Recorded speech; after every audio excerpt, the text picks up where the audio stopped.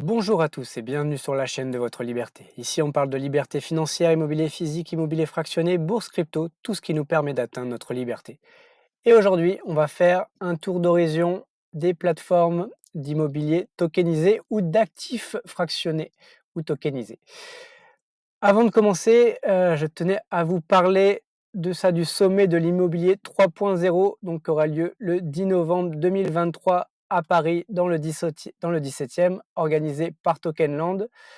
Du coup, il y aura des acteurs de la tokenisation, du crowdfunding, de la fractionnalisation et des SCPI nouvelle génération. Du coup, ça se passera dans cet espace-là. Ça a l'air plutôt, honnêtement, plutôt sympathique. Il y aura pas mal d'intervenants, notamment Stéphane Brousse d'OPCAP, on va en parler juste après. Mehdi Datoa, que vous connaissez déjà si vous me suivez. Voilà, donc il y a pas mal d'acteurs que personnellement moi je connais, mais qui vont m'intéresser. À titre personnel, j'y serai. Et du coup, je vais vous mettre un lien en dessous, en tout cas un code réduction qui vous donne 20 de réduction du coup sur l'entrée. Du coup, sera lieu, je rappelle, le vendredi 10 novembre après-midi. Donc c'est un vendredi après, donc si vous pouvez poser un demi RTT si vous êtes sur place ou si vous habitez pas sur Paris, un RTT complet et venez passer un petit week-end sur Paris.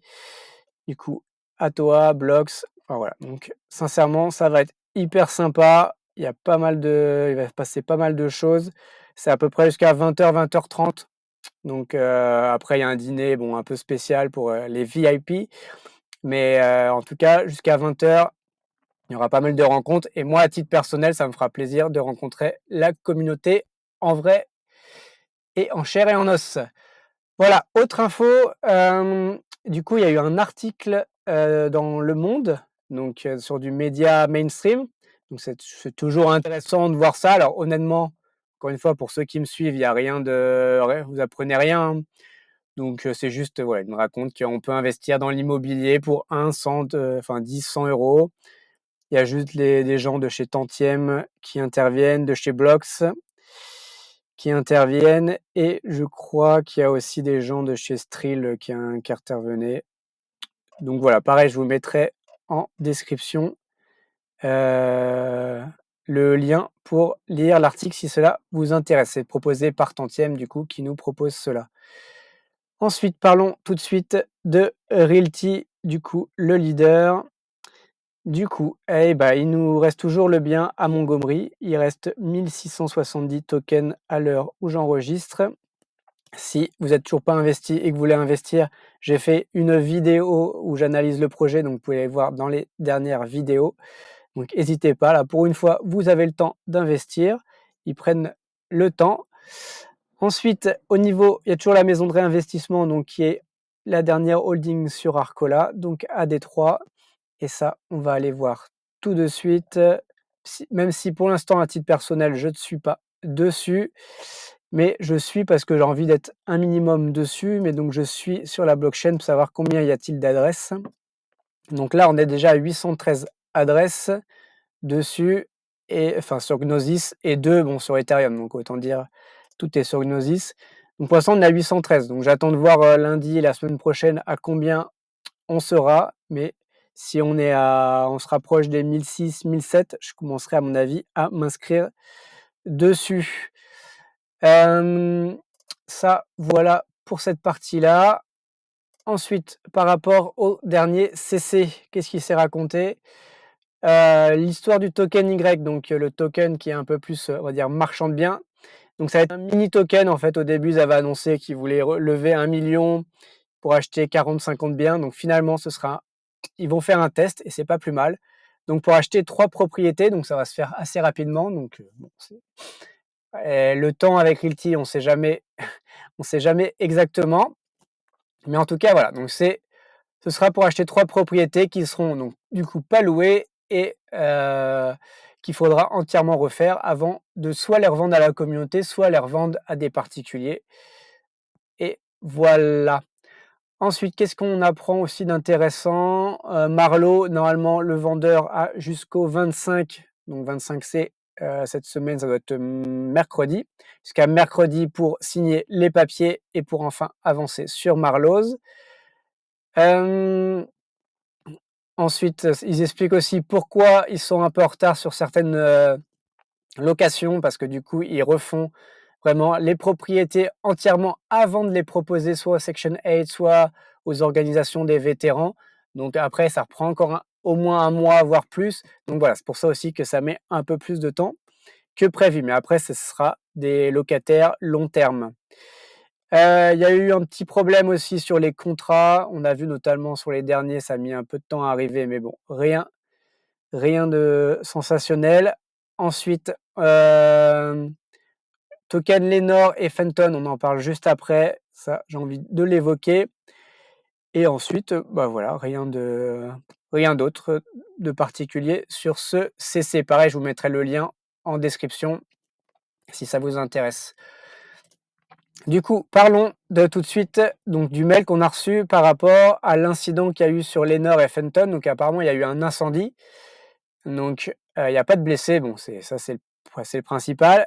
Et après, ils vont en profiter aussi du coup, grâce aux primes d'assurance, pour refaire les biens en meilleure qualité, en tout cas de upgrader ces propriétés et il y aura pas de perte de loyer parce que l'assurance va couvrir tout cela.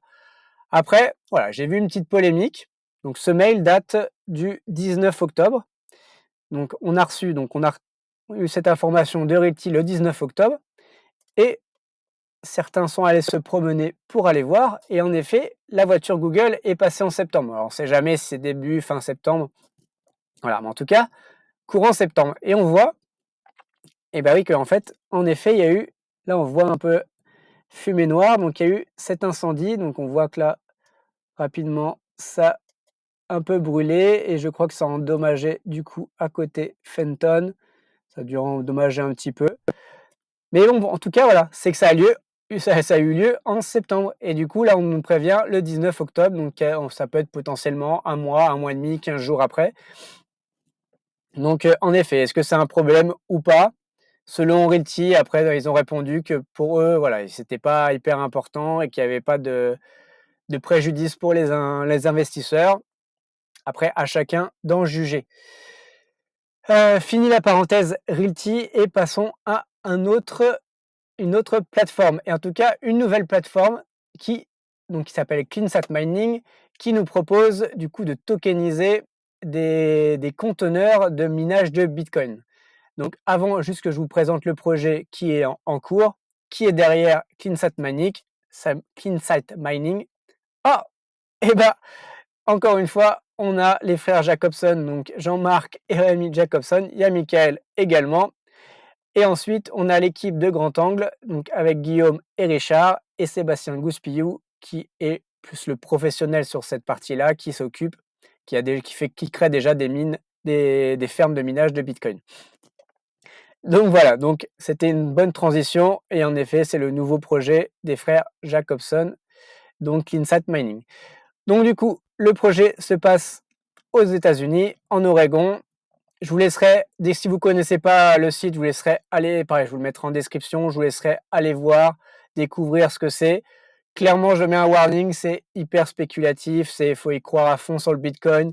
On va voir les rendements annoncés, mais c'est hyper, c'est de la diversification plus, on va dire. Voilà. À titre perso, moi, selon mes convictions, je crois au Bitcoin, mais voilà, chacun ses convictions. Et c'est clairement à prendre en diversification et ne mettez pas la maison dessus. Donc là, ils nous décrivent un peu la ferme de minage, comment ça se passe, la région. Ensuite, comment se passe la levée de fonds. Donc l'investissement, c'est comme sur Realty, c'est minimum 50 $. L'estimation de rendement théorique avec les conditions de marché actuelles est de 15%. Je rappelle que le halving va se passer en avril de l'année prochaine, donc les, les rendements vont être divisés par 2. Alors après, peut-être que le Bitcoin fera 1 fois 2, fois 1, 4, fois 10. Personne ne sait, personne n'a de boule de cristal. Mais en tout cas, si le prix du Bitcoin n'augmente pas d'ici là, eh ben, on ne sera plus à 15 mais plutôt à 7,5. Voilà, bon, je vous laisserai aller voir. Après, voilà, il y a toutes les infos. Du coup, la société, elle est domiciliée en Suisse, à la différence des biens de Realty. Donc, c'est une des sociétés suisses qui sont tokenisées. Donc, on est bien propriétaire de fractions d'actions de la société, en tout cas. La mise en service de la ferme, ce sera février 2024, donc vraiment proche du halving du Bitcoin. Donc, encore une fois, hein, c'est en fonction du marché, il faut faire attention. Donc, potentiellement, le Bitcoin demain peut être à 10 000, j'y crois pas, mais bon, c'est une possibilité. Si en plus, après le halving, enfin voilà, donc potentiellement, le rendement peut être à 2, 3, enfin, ou peut, et voilà. Et après, allez voir, et je vous mettrai aussi en description la vidéo de Grand Angle Crypto qui présente le projet et toutes les caractéristiques. C'est quand même, enfin, si vous voulez vraiment vous investir là-dedans, c'est hyper important de comprendre dans quoi vous investissez. Voilà, hop, parenthèse terminée sur CleanSat Mining et passons tout de suite à Splint Invest. Et c'est pour ça que j'ai précisé au tout début que c'est pas forcément sur de l'immobilier tokenisé, mais également sur des assets ou investissements alternatifs. Donc Splintivest, j'en ai déjà un peu parlé. Et là, notamment, cette semaine, il va y avoir c'est pas propriétés, plusieurs biens. Donc le sac Hermès, il est toujours disponible.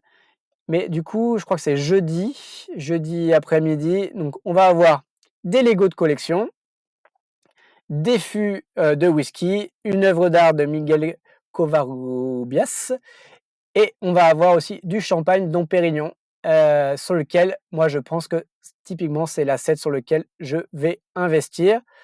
Donc c'est pour ça, on va vite fait regarder. Du coup, c'est un investissement avec une horizon sur 7 à 9 ans.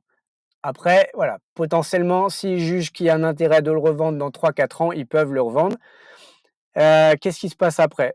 Heu, Autre info que moi j'avais vue, je ne sais pas s'il y a non, il y a pas sur description là tout de suite. Le prix moyen que eux l'achètent est à peu près à 355 € la bouteille. Alors je crois qu'il y a 90 bouteilles et du coup, je suis allé voir la cote du Dom Pérignon Plénitude P2 2004 et la cote actuelle, elle est à 401 €. Donc 401 € et nous on achète déjà 355, bah déjà, limite on a déjà 15 de discount, par rapport à sa cote actuelle. Donc pour moi, je pense que ça va être clairement un bon investissement. Je vais investir, en tout cas, je vais mettre un petit ticket dessus. Si vous n'êtes toujours pas inscrit sur Splintivest, pour rappel, il y a le code bonus en description et c'est gratuit en fait. Enfin, inscrivez-vous, il vous offre 50 € pour investir, donc vous pouvez investir directement gratuitement. Donc en mettant 50 €, c'est gratuit, regardez si ça vous plaît et après, bah, vous mettrez de l'argent, votre propre argent, si cela vous intéresse d'investir dans des investissements alternatifs. Autre plateforme, donc un nouvel acteur encore qui arrive du coup sur l'immobilier tokenisé qui s'appelle OPCAP. Et du coup, OPCAP nous propose un premier bien à Villeurbanne, donc à côté de Lyon. Donc le voici. Donc pour l'instant, il n'y a que 2 000 € qui ont été levés. Le rendement va être de 5,50%. Le ticket minimum est de 100 €. Et du coup, ce sont des obligations simples. Et donc les 5,5% sont garantis. Donc on va voir tout de suite dans la FAQ. Hop, hop, hop. Pourquoi j'ai besoin? Non, c'est où? Hop, est-ce que je suis propriétaire? Voilà, c'est ça. Donc là, ils nous disent que non, donc c'est juste une obligation simple d'une valeur nominale de 100 €. La durée cible, elle est de 10 ans, donc une échéance de 10 ans et ensuite, heu et en effet, le rendement ne peut pas baisser parce que c'est un rendement fixe. Donc ça, ils ont fait ce choix-là. Bon, clairement, moi, je suis pas un grand fan de ça. Dans 10 ans, ça veut dire qu'ils revendent le bien et d'ailleurs la plus-value, c'est 50-50. Ça, on a eu l'information via Telegram. Donc oui, bon, moi sur cette partie, je suis pas hyper fan des rendements fixes. Enfin, j'aime bien être exposé en fait, aux vrais problèmes de l'immobilier. S'il y a des vacances, bah, il y a des vacances et si ça se vend encore mieux et on sait très bien que sur 10 ans, les loyers vont augmenter, Donc finalement, j'aurais aimé que mon rendement augmente progressivement aussi et de prendre ce risque-là. Bon. Après, est-ce que le projet est pas mal? On va Du coup, le CEO de OPCAP sera à Tokenland, donc je lui poserai mes questions et je verrai à ce moment-là si j'investis ou pas sur le projet. Ensuite, un petit panorama rapide des autres plateformes en cours. Donc Atoa est toujours la tranche 2, on est à 24%, ça a légèrement augmenté. Sur Ental, il nous reste les deux projets, donc projet en Espagne à Castellón où on est à peu près à 85% de la levée et le dernier Jacksonville, pareil. J'ai fait une vidéo sur Castellón et Jacksonville, donc n'hésitez pas à aller voir dans les vidéos si vous êtes intéressé par ces biens. Donc ouais, donc Jacksonville doit rester après 75%, donc après avec un rendement à 9%, toujours 100 dollars minimum. Sur Skrill, je suis toujours pas investi sur Skrill, mais j'y pense et honnêtement, la levée de fonds se passe plutôt bien pour une jeune plateforme. Ils ont déjà levé 330 000 euros, donc c'est quand même plutôt pas mal. Alors ils ont un bien à 1,3 million, donc c'est assez énorme, mais ils ont déjà fait 25% quand même en 2 semaines pour une jeune plateforme et on va dire ce bien ambitieux pour un premier bien. Et dernière plateforme où il y a des biens actuellement, Tantième, il reste 12% sur le bien à Lille, cité administrative, sur lequel, pareil, je ne suis pas investi, mais que j'avais analysé la tranche 1. Voilà, dites-moi si en commentaire si vous êtes investi sur l'un de ces projets. Si vous avez des questions, n'hésitez pas, mettez des pouces bleus, abonnez-vous si vous ne l'êtes pas encore, et on se voit bientôt pour une prochaine vidéo.